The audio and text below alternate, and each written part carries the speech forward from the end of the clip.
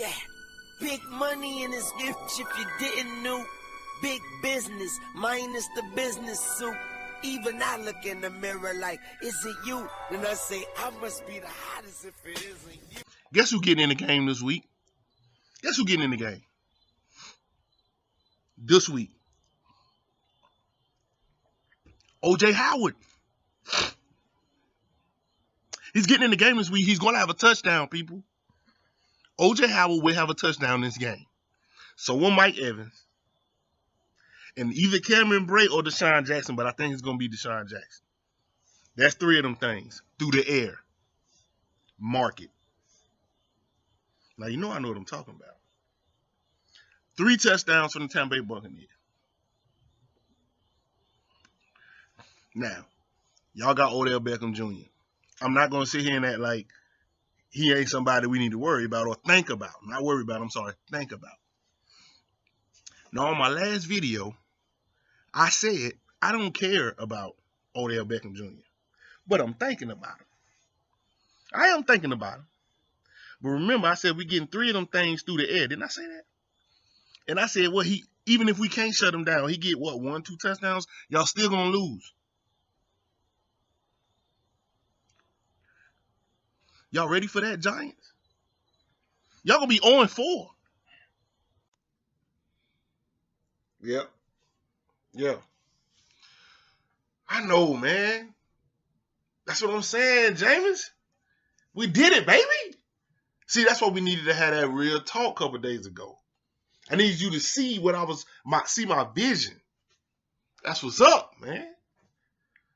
Yeah, I'm gonna talk about it in the video. Yeah, you did that. Like I said, we had a game plan. You went out there and executed, and I appreciate that.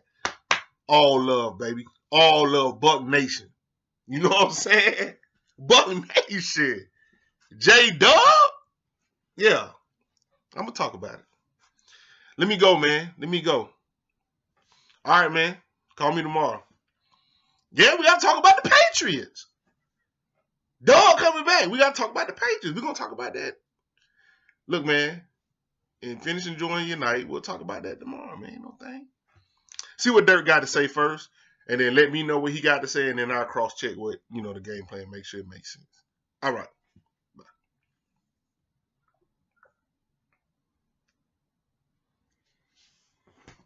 Hey, man, look.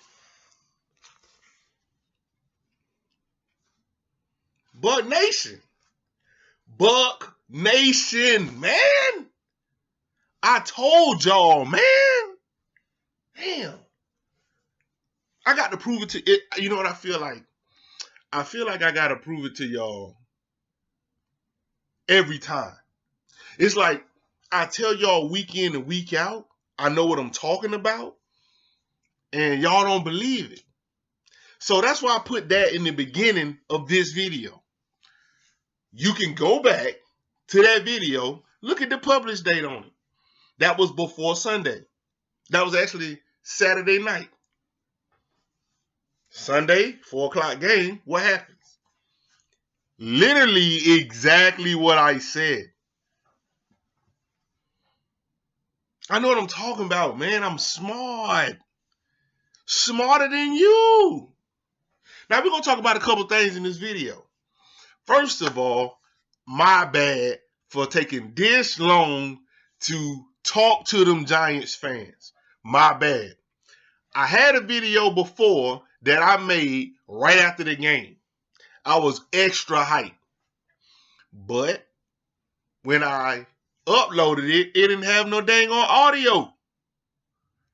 I'm watching the video like, what's wrong with why the audio ain't playing? Somehow I recorded with no audio. And I was real hyped, but I'm glad that it didn't work.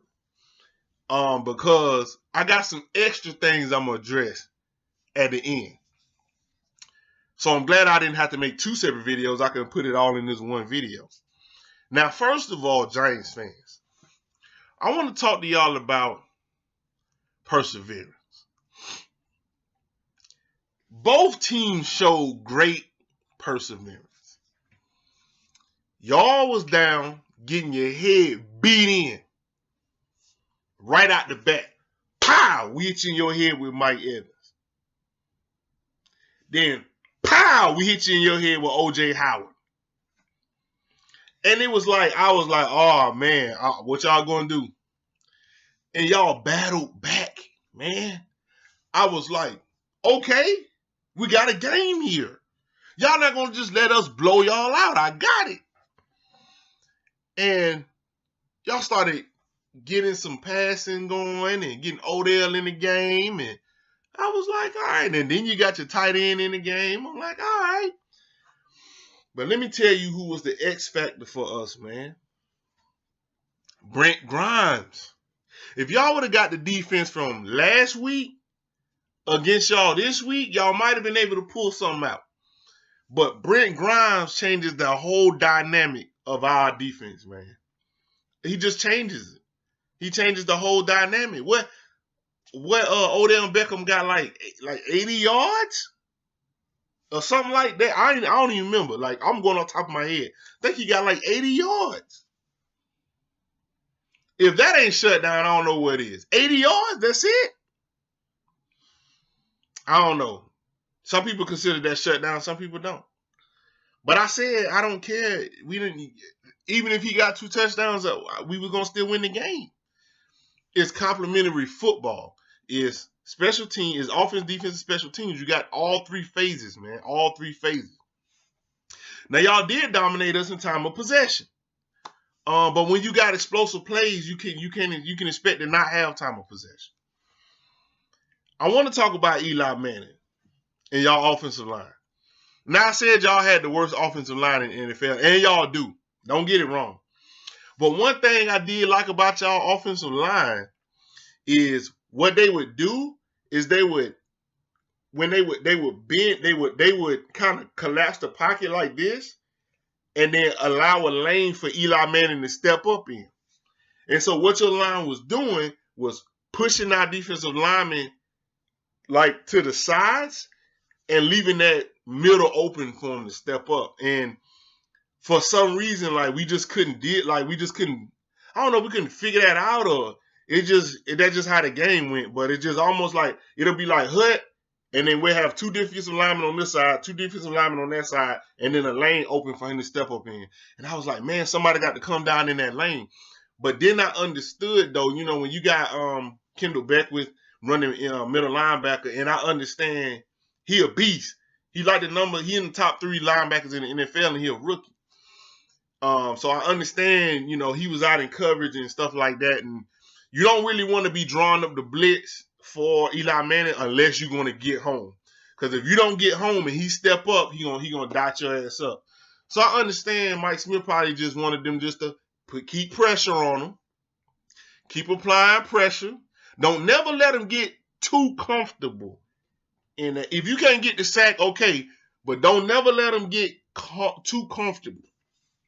When y'all went on that little run where y'all was scoring, when y'all started scoring and getting yards, it looked like he started getting real comfortable in the pocket.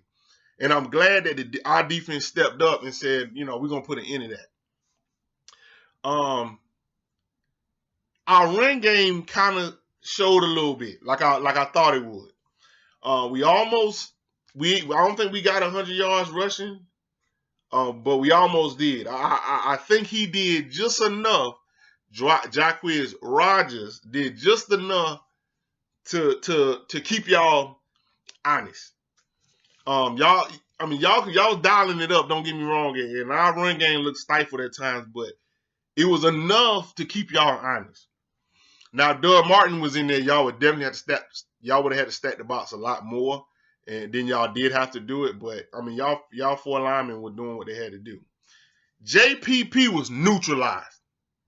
He was neutralized all game. Go look at the film. He was neutralized. That was very, very key to us being able to move the ball. Y'all put Eli Apple on Mike Evans. Why did y'all do that? Y'all need to fire your defensive coordinator for doing that. Why would you put Eli Apple on Mike Evans? See, the thing you got to understand is even if Mike Evans don't catch the ball, He's enough of a weapon on the field that he draws a lot of eyes. Even if we don't throw him the ball, he's gonna, first of all, he's gonna have the corner. Then he's gonna draw the eyes of the linebacker, even if for a second. Because he's starting to come across the middle, they're gonna definitely check him and see where he at. Then he got to draw the eyes of the safety. He has to. Because Mike Evans can go over the top and get you. So he's going to at least, if not anything, draw a little bit of attention from the safety. So what you want to do is you want to put a corner on him, the best corner you got, so hopefully the eyes ain't got to be on him too long. They still going to check him, but they don't got to be on him so long. Now, I'm willing to say that Mike Evans is the best wide receiver in the NFL right now. I'm willing to say that. Not only that, I'm willing to argue with any one of y'all about it. Any one of y'all. Go in the comments, say what you got to say. I'm willing to argue about it.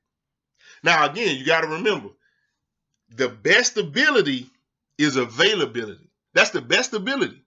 Availability. So if you want to say Julio Jones, you can make your argument, but he ain't available. He ain't available. If you want to say Odell Beckham Jr., fine. Odell Beckham Jr. balled out. But at the same time, he also dealing with a lot of injuries. Now, that can happen at any moment, right? We can have somebody go down. Y'all can have somebody go down. But as of today, who's balling out? And I like Antonio Brown, too, up there in Pittsburgh, but they're not balling out like that. Again, next week, this could all change. But as of today, I'm willing to say Mike Evans is the best wide receiver in the NFL. And y'all put Eli Apple on him. That's y'all fault. Our offensive line did a really good job, man, keeping y'all defensive line at bay. I think they did a great job, man.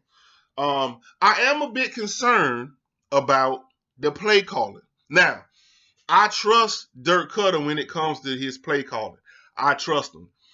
There's things that I would have rather him do sitting on my damn couch in my man cave.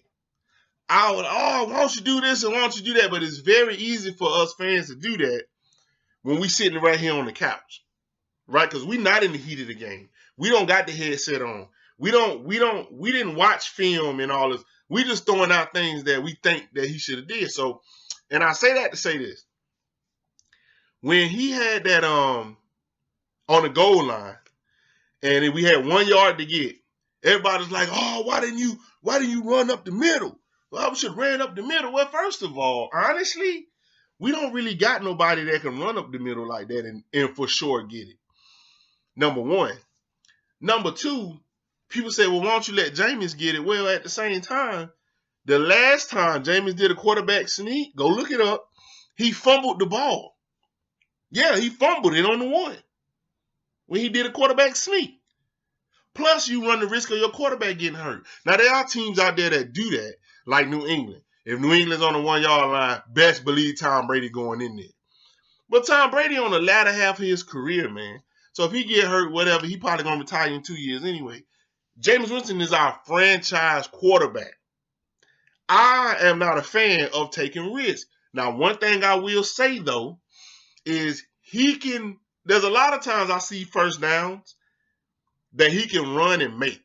Like, he looking for the pass, and I'm like, oh, you 2 steps in the first down. Go, Jameis, just run it and slide.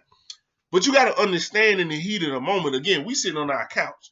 In the heat of the moment, Jameis may not realize that, or he may see a route developing that he knows all I got to do is wait for you to get 1 step on him and I can hit you. And that's 13, 15 yards, 20 yards. And he's kind of waiting on that to happen. And then it comes to a point where people start sneaking up and you can't do that run anymore.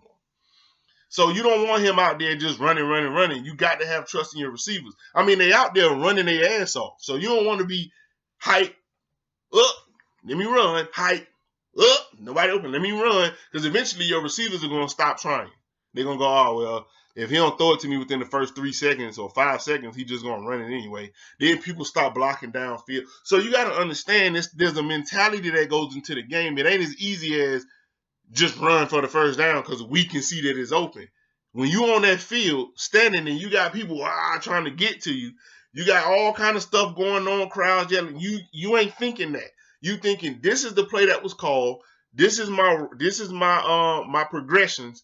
I gotta go through my progressions, right? Mike Vick was very popular for not going through his progressions. He just wouldn't. He would go first read they open, I'm taking off. First read they open, I'm taking off. That was his mentality. These days, these linebackers, these corners, they're too smart for that, man. Your quarterback gonna get banged up from doing that. Now, occasionally you can do that. And we've seen Jameis do that occasionally. He even did it in this game, I think twice. So occasionally you can do that, but you can't look at every single time you see the first down right in front of him that he should run. He's just not going to do that. I thought our corners played very well, man. Vernon Hargreaves showed me that he definitely can't be a feature corner. Like, he can't be the number one corner. He's going to need to go on to your second player. He can play your number one receiver, a couple snaps here and there, but he can't all game be on your number one because you're going to ball out on him. But he can cover him real well, a couple plays. Then he need to go down to your second player, your second receiver. Brent Grimes can play your first receiver all game. I told y'all he like a damn spider monkey or something. He all over the place. He did very, very well. I thought Brandon Marshall, y'all started to really use Brandon Marshall and get him out there in space. He was really balling. And I'm glad y'all didn't use him like y'all should have.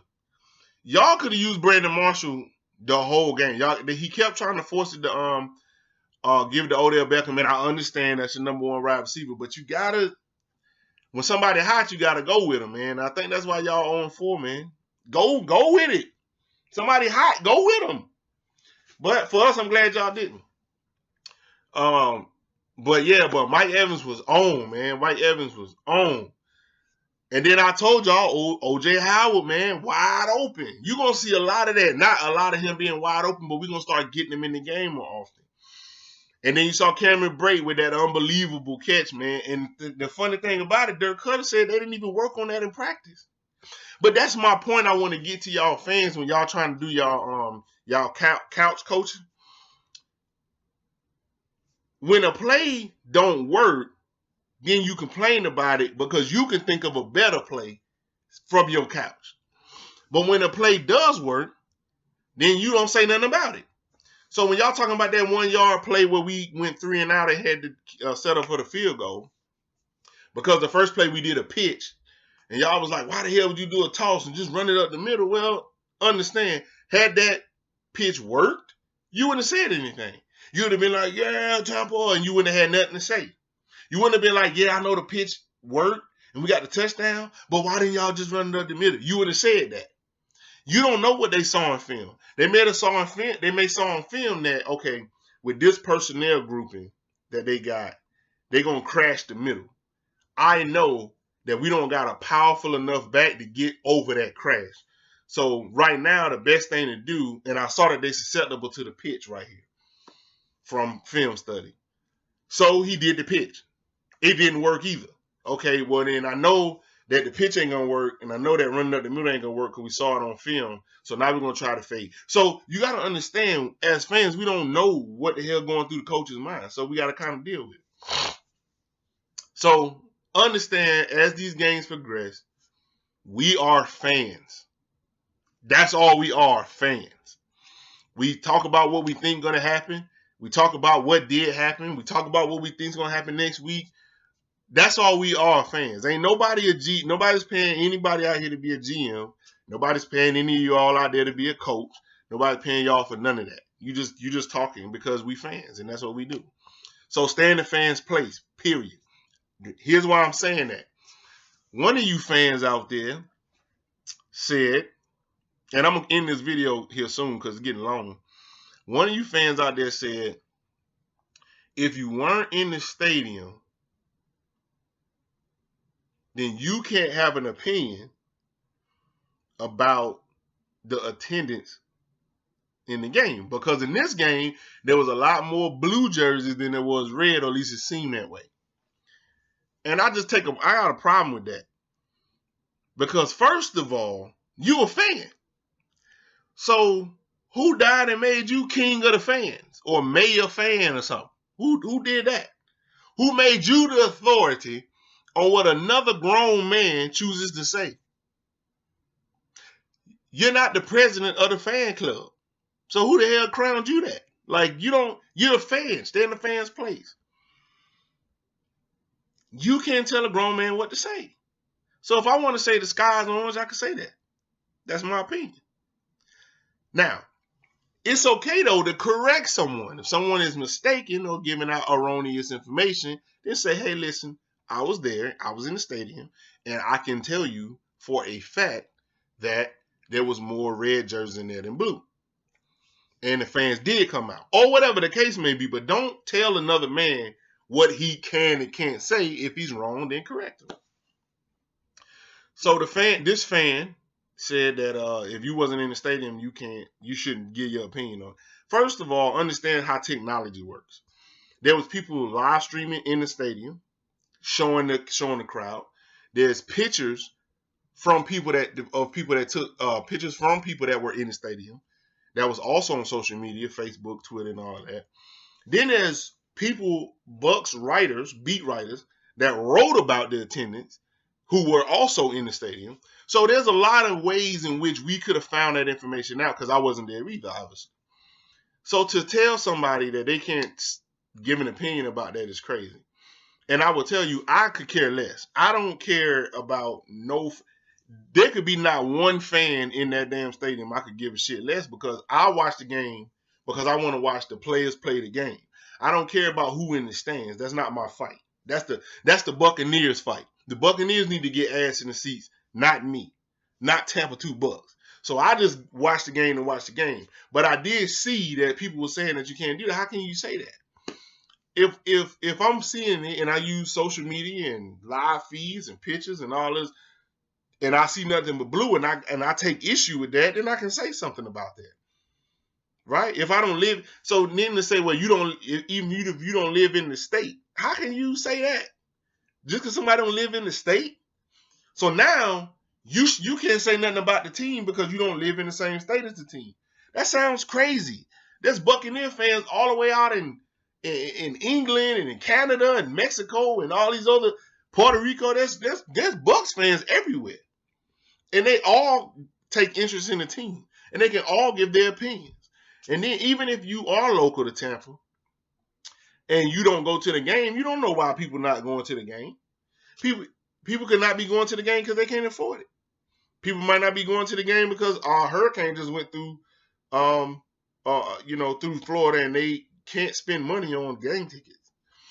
Maybe they bought tickets and they had to sell them because they needed the money to make repairs to their house. Or maybe their health wise, they can't sit in the stadium in the heat. Or maybe they work on Sunday, or maybe they got kids and they can't find somebody to watch the game. Like, there's 100 reasons why people aren't going to the game. You shouldn't shame people for not going to the game. I am completely against that.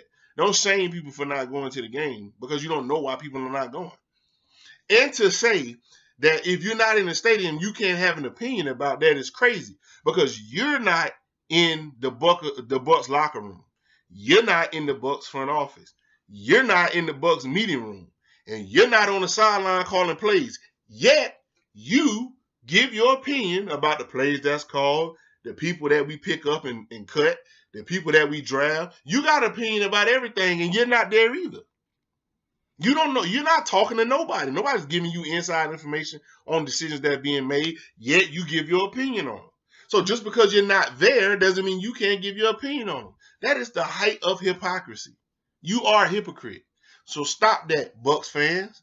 Don't tell somebody else what they can't have an opinion about. You just give your opinion and you move on.